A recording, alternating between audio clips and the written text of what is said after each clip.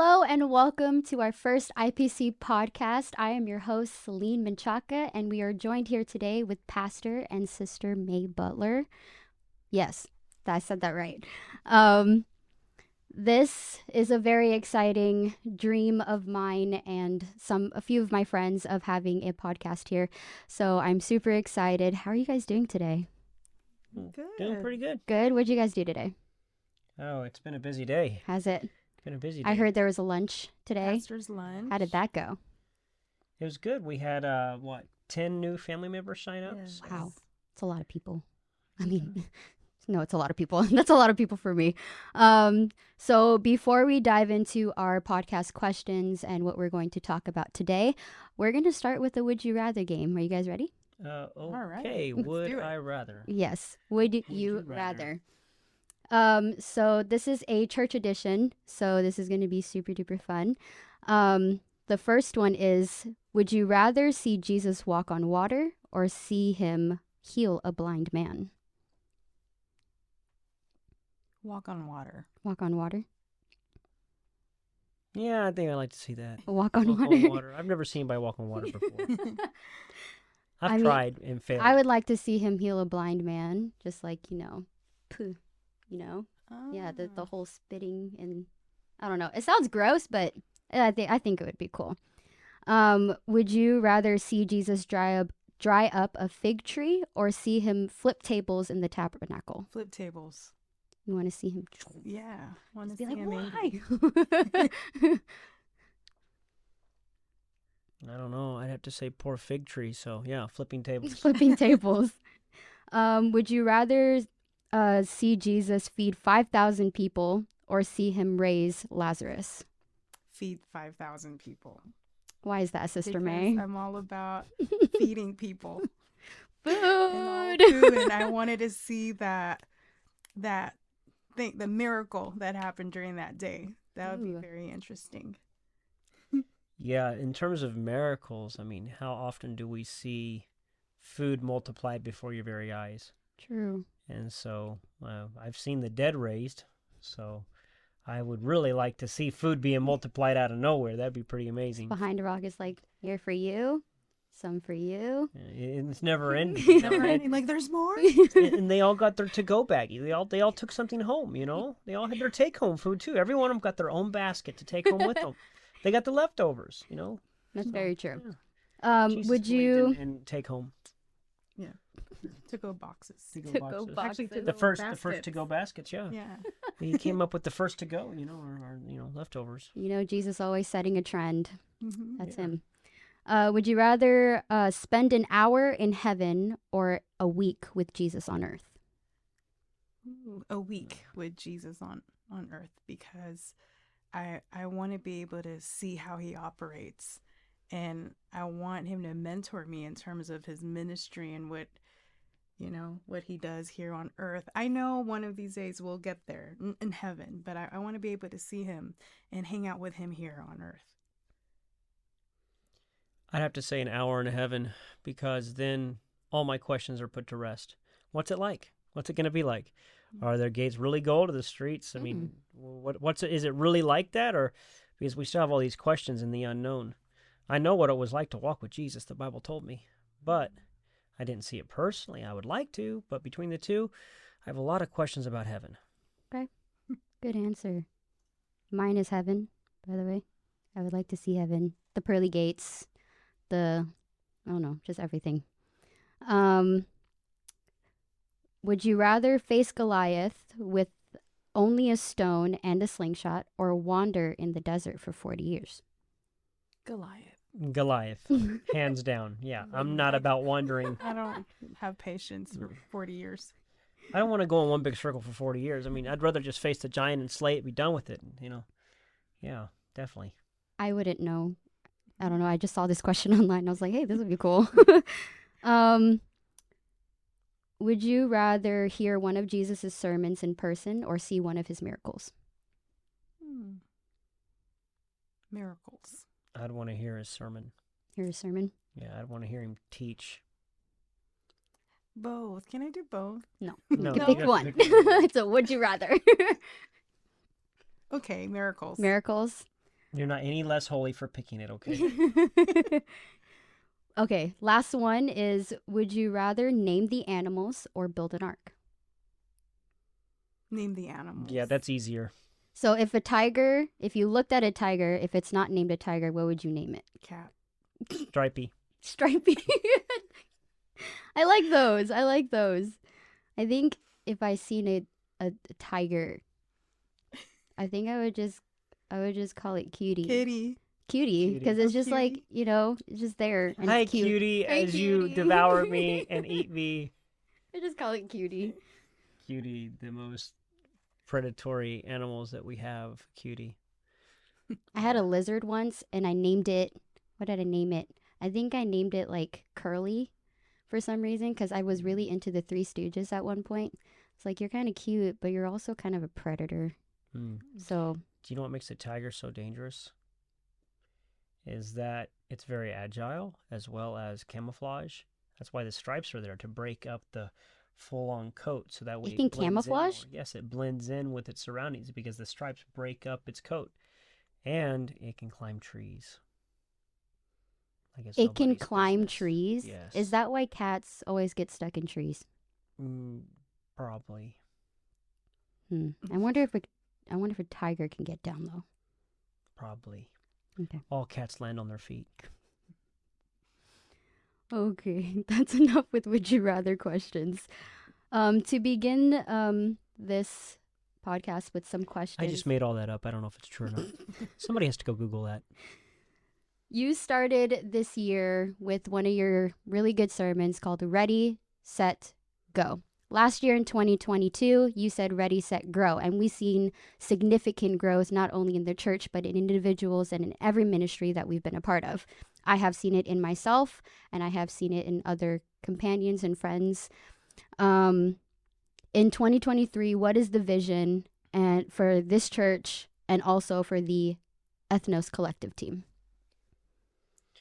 So I'll talk about the church, the vision for the church, then I'll let Sister May, my beautiful partner in spiritual, I want to say crime, but it's really not crime, but my partner in this incredible ministry of Ethnos Collective, but she's really the voice behind that, so I'll let her handle that. But with the church, I would say Ready, Set, Go is all about every individual. If every one of us can get that great commission inside of us, the CO mission, the mission that we are together. It's not a single person, but it's every single one of us fulfilling God's purpose. Now, not all of us can go into different countries, and not all of us can go into certain neighborhoods, but every one of us can go someplace. And so I believe that through the course of 23, every individual of the IPC family, we have to do our part in going wherever we can go. Go even where I've never gone before. So for me personally, how am I going to enact that in my own life? A place I've never gone before? I am going this year in a place where I've never gone, as I will, by the end of the year, I'm challenging myself to preach a message in Spanish. And that's crazy. That's crazy to think about, crazy to even imagine.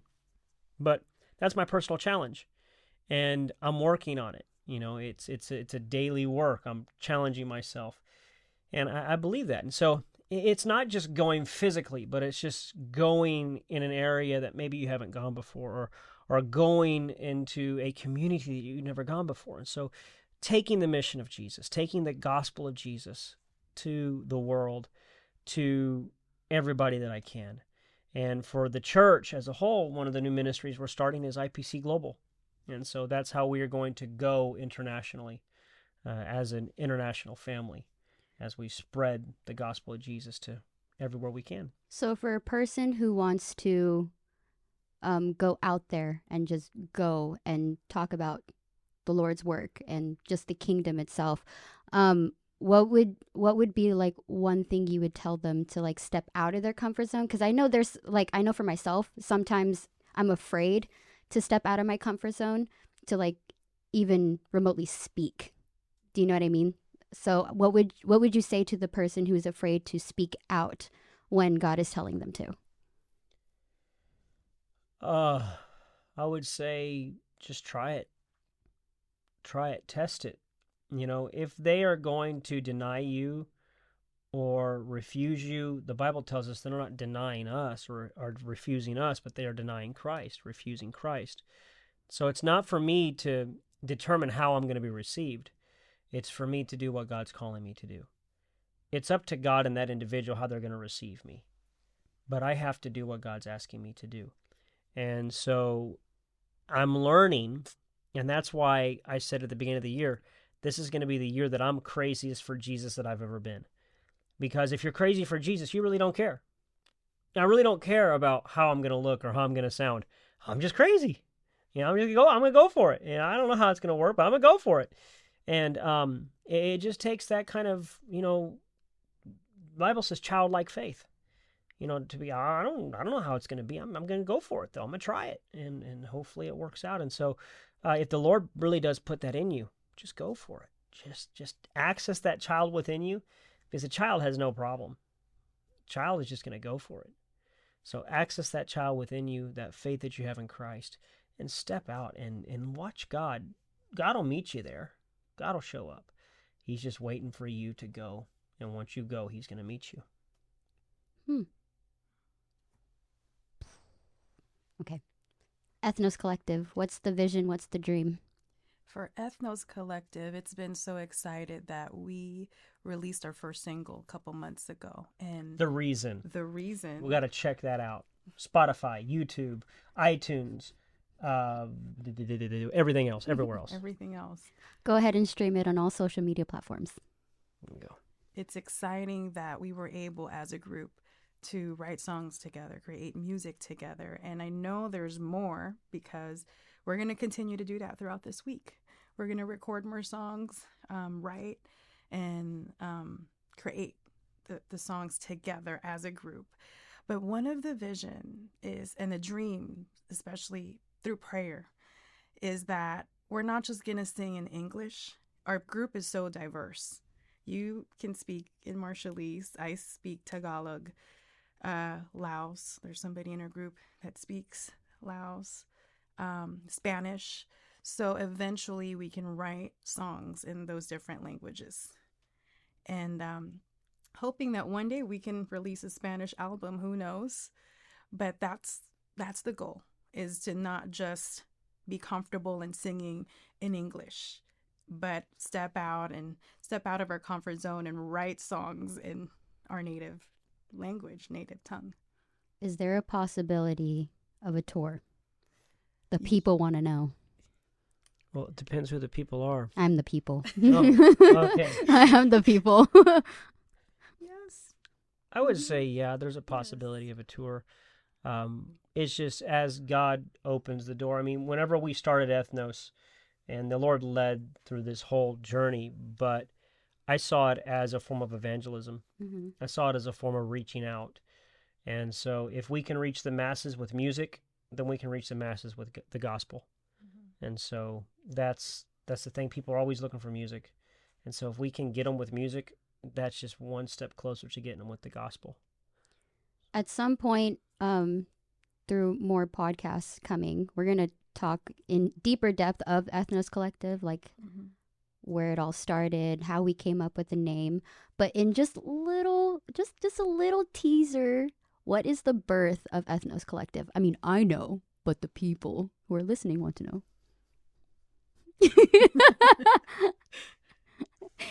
You want to answer that? She wants me to answer because she made fun of me because of the ethnos. What is that? Who does that? What's ethnos? I was there throughout the process. Yeah. It was a funny process. Yeah. And so the birthing of it was really, how can a group that comes from International Pentecostal Church, IPC, how can a group from IPC embody the name of who we really are, which is international? But you can't have a group that says the International Collective. It's just like, okay, that sounds like a car or something. You know, what's that? So rather than going that route, why not put something out there that you have to think about, you have to wonder, like, what is that about? Where did that come from? What does that mean? And so ethnos came from Matthew 28:19, whenever Jesus says, go to all the world, all nations. That word all nations in the Greek is ethnos. So it's really in the name, it literally means a collaboration of all different ethnicities producing music It's under who we one album. are. Our group is very diverse, and that's who we are. Yeah, who do we have in the group? We got Filipinos, we got Laos, Islanders. we got Islanders, we got white boys. Oh no. Oh no. We got all kinds of I was nationalities. not expecting that. That was funny. We got all kinds of nationalities. Alabama. Alabama, an Alabaman white boy, not just any white boy, but an Alabaman. Oh, we got to be specific with it. All right. Specific. We got to be specific. So, speaking of the reason, again, all social media platforms, go stream, share it, like it. I don't know. Let's see. Oh, we just talked about that. Anyway, never mind. Ethnos Collective. We love them. They're pretty awesome. So we're going to dive into a little bit of... I love one of those soloists. She has a special place in my heart. I'm married to her. Just to dive into a little bit of our church culture real quick. To you, what is the DNA of IPC? I'll give you to answer one, and then I'll answer one. Okay. The DNA of our church is that not just we're international, but we're also very accepting church. It doesn't matter your background or where you came from, where culture you came from. Facts. We are very much accepting. We have ministry for everybody. It doesn't matter, because sometimes, we walk into church, we get intimidated of where should I begin? How can I be involved? And there's just so much ministry in this church. We have all the different types of small groups, and we do our small groups a little different. It's based on your hobbies, but also we have ministries like Free Indeed, not just for men, but for women, and different types of, ladies groups, and we're here to help you. We're here to reach out. So we're very accepting. I think that's the main DNA of our church. Plus, we love to eat. We like to We really feed do. people. I was waiting for that one. I thought that's what she's going to start Every with. event we have, there's food. There's You will food. not go hungry. And the thing is, it's not just food that, hey, we just like to eat. And I love food. I'm a foodie, but it really practices hospitality. And if you look at Jesus' ministry, that's really who he is. He loves to feed people. He fed the 5,000, right? And he loves to feast with everyone. And so we are accepting, and we are hospitable. We like to accept people and invite them, break bread with us, fellowship with us. So it's really all about family. That's the DNA of IPC. It sounds like you had like 3 of them in there.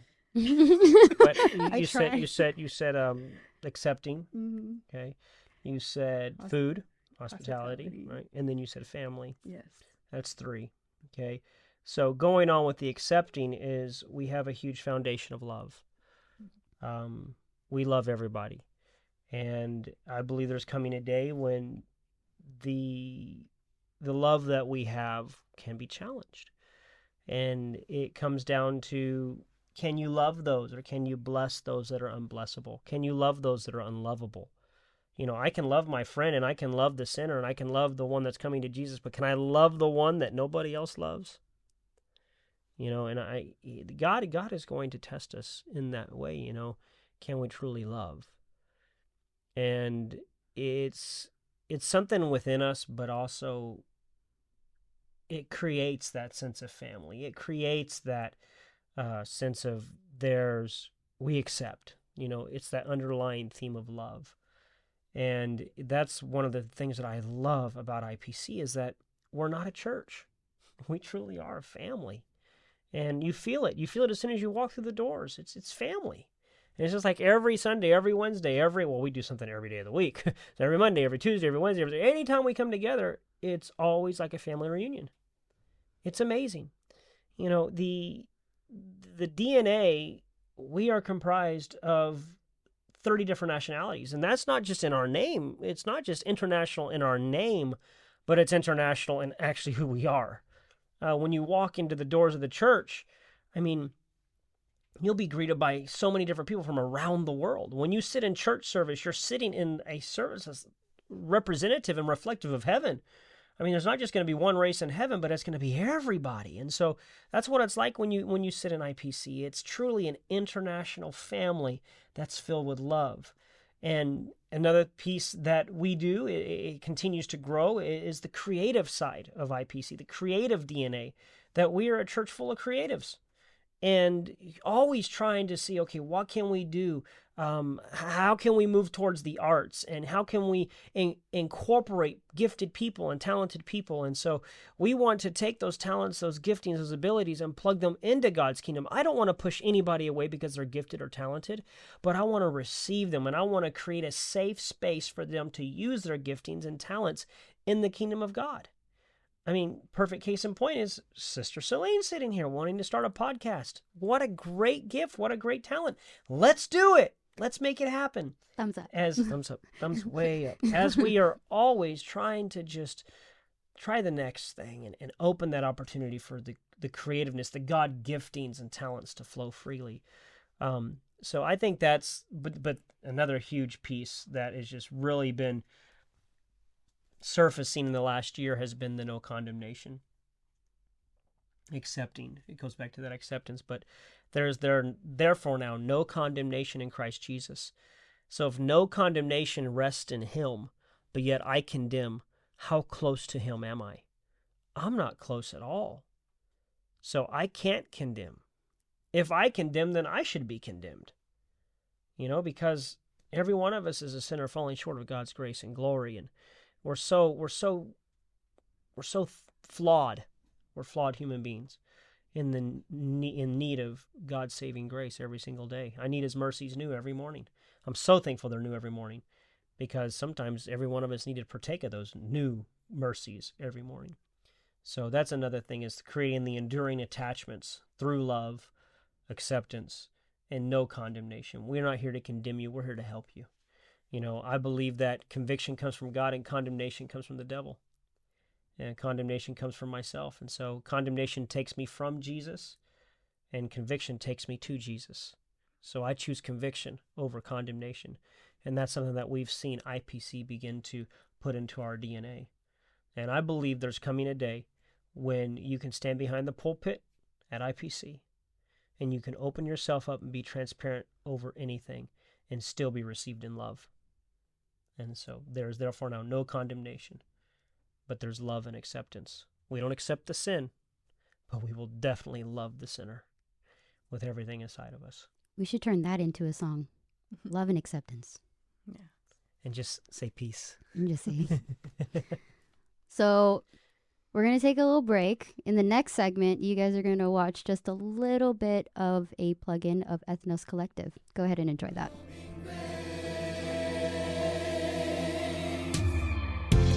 Love is faithful, love never ends. With no conditions, you see past who I am. Now I can live in a moment, knowing you've gone before me. I know you walk beside me. Back from our commercial break. Hope you guys enjoyed that Ethnos Collective little montagey thingy. Anywho, I want to touch back a little bit on Free Indeed. You had mentioned Free Indeed, Sister May. What is that? What is Free Indeed? She asked you. You can explain it. Compromise. Okay, that is a He can explain better than me. So Free Indeed. Free Indeed came out of a necessity, I believe, of a thought that James gave us in his epistle, that confess your faults one to another and you will be healed. Now, I believe that the reason why people are repeat sin offenders are because they are not healed of the sin they keep repeating. And so if they were healed of that sin, then it would not be an open wound constantly putting salt over it to where you feel it and it makes an impact, and you're constantly wrapped up in the cycle of doing good, then messing up, doing good, then messing up, doing good, then messing up. So with Free Indeed, it was birthed out of this need and desire to create a safe space where people could confess their faults one to another and receive healing. And not only through confession, but also through support, accountability, and in a place where there is no condemnation, where it's judge-free, it's judgment-free. We're not going to judge you. We want to help you. We want to help you become better. And so one of the secret sins that plague our society is the abuse of sexual desires and sexual purity. And so it's not like that. It's not that everybody's having sex with all these other different people. It's really just that there is this huge drive in our society of pornography. And pornography is out of control. It has grown and ramped up to where it's targeting 8-year-old kids, and it's crazy. And yet the church isn't going to stand up and do anything to this industry. We're going to be okay with people continuing over in their sins because it's not hurting anybody else, and it's always done in the secretness of somebody's room or because somebody's hiding out. So no, we are going to expose it. We're going to bring it into the light. And anything that is brought into the light, darkness cannot fellowship with light. And so when we bring that darkness into the light will abolish it. And so through confession, Free Indeed, through this safe environment that's comprised of enduring attachments, founded in love, we can help people receive their healing. And then once they have their healing, then they're not going to be the repeat sin offender, but they will finally be able to rise above their sin and truly live a life that is victorious and free indeed.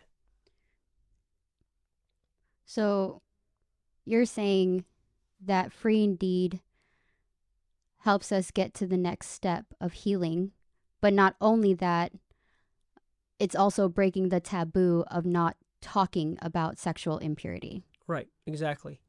Because a lot of things in Christianity, we sweep under the rug if we're uncomfortable with it. But the problem is all you're doing is sweeping sin under the rug. And what may be kind of a small kind of impactful sin, if it's not dealt with, can grow into this massive sin that impacts so many. Because sin doesn't just affect me, but it affects everybody around me. And so my sin, if I don't deal with it, and if I don't check it, and if I don't put it under subjection of the blood of Jesus Christ and the power of His Spirit, that sin can rule me, and in that process can destroy every relationship I have. Because Satan is never satisfied with just destroying you, but he wants to destroy as many people as he can while he's destroying you. So Free Indeed will hopefully, and it has, allowed healing for so many people. So what would you say to the young person, and I'm talking about Hyphen and youth, what would you say to the young person who is going through these specific things and want to talk about it, but is afraid that society will condemn them and want to step out and actually talk about it with somebody? They need to go on Free Indeed, and they will learn that they're not alone in their struggle. You see, what Satan wants to do is he wants to isolate us. Somebody wise once told me that isolation is a result of you being by yourself. Solitude is a result of you being alone with God. Quote by Sister May. Quote by Sister May. And so a lot of what Satan wants to do is isolate us. And so if he can isolate you, he will. And that biggest isolation comes in the form of, oh, they won't accept you if they truly know you. Oh, if they knew this about you, they'd look at you differently.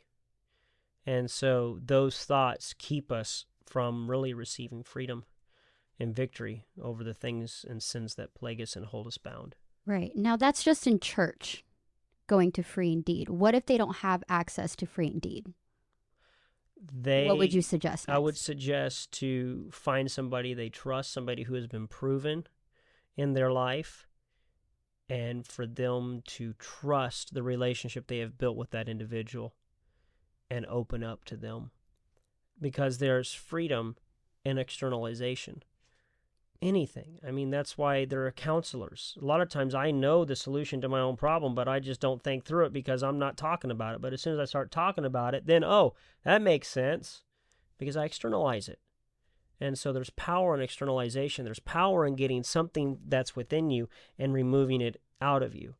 And so finding somebody that you can talk to, I mean, go to a counselor if you can't trust anybody, but find somebody to externalize with. Or accountable. Accountable, yeah. So to the young people of youth and hyphen ages, and to all that is listening to the podcast, don't be afraid to step out. Don't be afraid to talk about what you're struggling with, because then again, healing is what we need. Family and friends is also what we need. Reach out. Don't be afraid. Now, next question is, a long time ago, keeping into the church culture, ideas. A long time ago, we had a IPC leadership conference where all the leadership of IPC actually joined in the sanctuary, and we were all talking, and we had a few speakers, and I think it was Sister May who said it.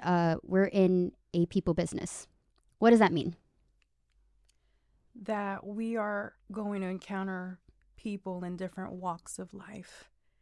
And in the church and ministry, we have to be prepared to love and accept different types of people. Just because they have a different opinion, it doesn't make them wrong, or you can't be mad at someone else's opinion.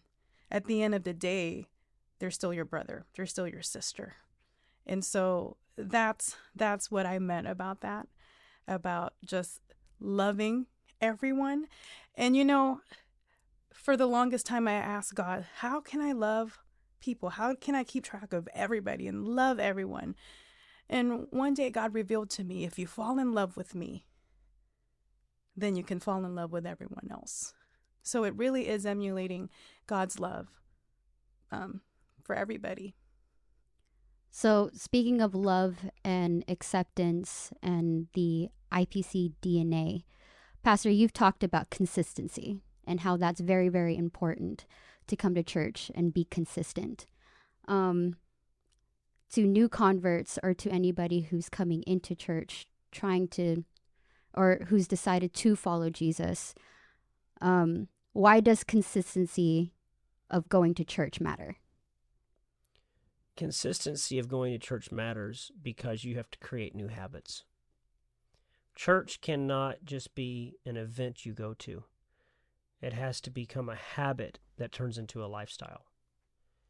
And so with consistency, I stand on this. This is almost one of my soapboxes because I believe in consistency. I believe that at the end of the day, the Lord is going to tell me, hopefully tell me and tell everybody in this room, and hopefully everybody listening to this podcast, I hope that the Lord's going to tell every one of us, well done, good and faithful servant.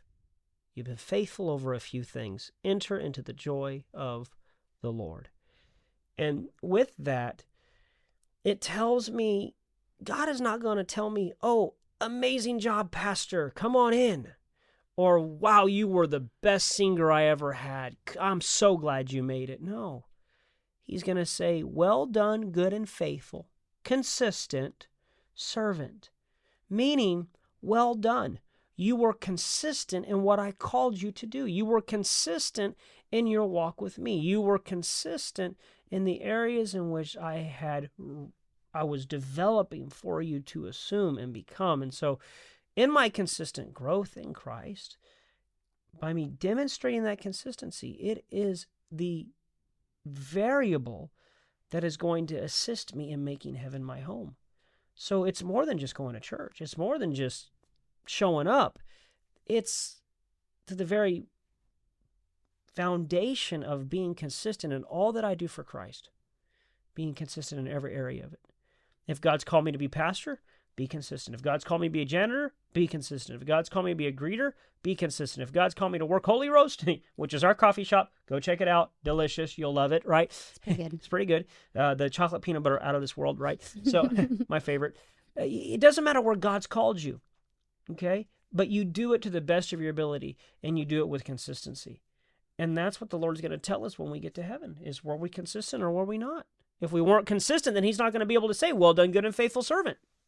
So then to the both of you, this question's for both of you. What is the difference between consistency and being faithful? I'd say they're one and the same. They're synonymous. Mm-hmm. Okay. Yeah, faithful and consistent. I mean, and I've seen it. I've seen people who were on their way out of the church, out the doors, the back doors, they were done. I said, well, why don't you just try being consistent? You can't be planted in your relationship with God without consistency. See, people want to get planted for a season. Oh, I don't like the way they do this, so I'm going to go plant myself over here. Well, oh, I don't like the way... So they plant themselves everywhere, and there's no consistency there. You can't grow that way. The only way for you to grow is to stay planted. It doesn't matter if you're in a drought, or it doesn't matter if it's a torrential downpour. It doesn't matter if you're monsoon seasons. It doesn't matter. You just got to plant yourself and be consistent with where God's got you. Okay. So, I think this was about a week ago before we talked about the podcast and trying to make this come alive. I did a survey with a few of my friends in church and out of church because I wanted to see what their questions were about the kingdom of God. And we've all heard of the term, if the Lord willing. Oh, it's God's will. So the question is, when people talk about God's will, what does that really mean? And does God have a will for your life specifically, or only for the world at large? God has a specific plan for each and every one of us. We're all in a different journey, everyone, and so God has a specific plan for us. He's very specific. He's a God of just details, so he's all about details. So God has a specific plan for you, for me, for everybody. So what would you say to the person if they prayed for something specifically and they say, if the Lord willing, but the Lord said no, and they're defeated by it? That person who prayed for that specific thing, what would you tell that person? Let me just share with you about prayer, because sometimes as humans, we always think God didn't answer my prayers. Oh, God said no. But if as you get older and as you mature in your, walk with God, the answer is always yes. It's always a yes and a yes. Yes, maybe he closed a door for you, and in your mind he's saying no, but it's still a yes because he just got something else better. I don't believe in God didn't answer my prayers. God didn't do this. God didn't heal a certain loved one. It's always a yes, because God always has a way of turning it around for good. So if you believe that you're a child of God and you have a relationship with your Father, I always tell him, Lord, I'm yours and you're mine. So if you have that relationship, you know for a fact that he's going to do everything in his power to turn it around for good, even though the situation doesn't feel good. Because in our humanity, we think he turns it around for good, but it doesn't feel good because we don't have his perspective. We don't see how he sees. And so our prayers should be, God, allow me to see how you see things and in your perspective. Because if we learn to see how God sees it, then our prayer lives will change. The way we pray will change. The way we ask for things will change. But yes, he does have a specific, very detailed plan for us, for our lives. Yeah, I would say that there are many different dimensions to God's will. So for me to just say, is this God's will? Yeah, God has a macro will and a micro will. Meaning he's got this massive will, but he's also got this daily will. He's got this lifelong will, but he's also got the moment will. And so it's not that I need to seek God for, I call it the future will. If all I can see is the future will that God has for my life, or I think he has for my life, then I'm going to miss out on his daily will. And the way I get to his future will is by just fulfilling daily will. Every single day I fulfill his will for my life. And that daily will could be an overarching idea of what the future will is. So no matter what it is, I have to be somebody who's loyal to God's will in my life. That means I have to pursue his thoughts every day. I have to pursue his mind every day. And if what I'm doing is bringing glory to myself, then it's not his will. If I am walking away from him and I'm doing things that are hurting my relationship with him, then of course it's not his will. And so a lot of times we just need to use common sense. Sometimes people say, oh, well, I couldn't find God's will, so I just did this. If you can't find God's will, don't do anything. Wait until it becomes clear. Sometimes that silence is an answer. And you just need to stay put. There is a time to stand and there is a time to walk. There's a time to stand still, there's a time to move. And we have to be sensitive in those moments. Am I moving today or am I standing still today? Sometimes he's going to have me wait, and sometimes he's going to have me go. And I have to be sensitive to those moments. And the only way I can be sensitive to those moments is if I'm in a prayer life. If I have my own devotion with God, and if I am prayed up, then his voice will become clear to me. But the reason why I don't hear him is because I'm not in tune with him. So prayer will help me discover God's will for my life, his daily will and his future will. Mm-hmm. Prayer is key. Prayer and learning his voice. Learning God's voice. Yeah. We'll talk more about that maybe one of these Wednesday night services. But because whenever we learn a song, it's ear training. We got to figure out our parts, our right part. Are we in sync as a group? In the music team, are we all playing in the right key? Okay, we're going to do this song. Which key? We all want to be on the same key. So we want to be on the same page with God in his will, but it's learning his voice. Yeah, and that's through prayer and his word. And sometimes we got to have some ear training. I'm just speaking in like a musician or a singer, but ear training is really important. Right? Learning his voice. Learning his voice.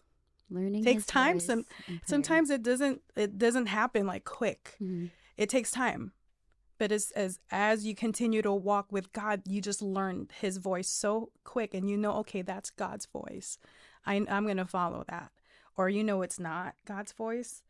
Okay, you just know. You just learn his voice over time as you continue to walk with him. So listen. Listen. Is what they're saying. Listen. We have 2 more questions before we end this beautiful podcast. The first one would be, what is your favorite childhood memory? Totally steering off of what we were just talking about, but, Childhood memory. He's still thinking. He's flipping through the pages. There's a lot. I guess one of my favorite is probably, I lived in the Philippines up until I was 14. So I spent most of my childhood back, in the Philippines. I still call it home, even though this is my home, but Philippines is also always going to be my home. And it's just how we celebrate the holidays, Christmas, New Year, because we have a big family. And I remember my mom shopping for gifts like in September because of the list. September. And it's BER, the Burr months. September, October, November, December. It's already Christmas in the Philippines. You already hear the Christmas songs playing and the Christmas lights. And so my mom will start doing her Christmas shopping, September. And she's Ninang. She's a godmother to a bunch of people. How do you say that word again? Ninang. I know. I think in Spanish it's Nina, right? Is it Nina? But she's Ninang. So Ninang is like godmother. So she's got a bunch of godsons, goddaughters. I remember shopping with her, but it's just, I love just the family coming together, and New Year's with the family. But it's just how they celebrate holidays in the Philippines. It's so much fun. Lots of food, family. So that's one of my favorite childhood memories for sure. I see you pondering over there. Yeah, my favorite childhood memory. I'd have to say, for me, I'm an only child, so I don't have a big family. I don't have siblings to say, "Oh yeah, we went and did that." Hey, there's me and me and me. Me, myself. It's me, myself, and I. So I would say my favorite childhood memory was probably when I was a kid. My mom would be blow drying her hair, and I remember laying on the threshold, like where the tile meets the carpet between the bathroom and the bedroom, and I would just lay there listening to the hairdryer, and so much peace would just come over me to where I'd fall asleep, and I did that all the time. And so for me, it was a peaceful memory of where I'm just laying there, and next thing you know is I'm so happy and content. I don't have to go play any games. I don't have to go do nothing. I'm just content right now in this moment because I feel peace. And so that I think that's probably some of my most fondest childhood memories. Yeah, kind of weird, but a peaceful nap. Peace. Yeah, peaceful nap. Peaceful nap. We like With a peaceful blow nap. dryer With in the background. Yeah, in the background. Yeah. Last question. If you could go back and give your 18-year-old self one piece of advice, specifically 18, what would it be? I'd say slow down, dude. You don't have to do that. Just wait. Wait. It's going to be okay. This is not the end all. It's all right. Just wait. So I'd say slow down. I'll tell my 18-year-old self, the skinny version of myself. Oh, my goodness. is just enjoy the process. I think when you're younger, you just want it like, oh, when I grow up, this is what I want to do.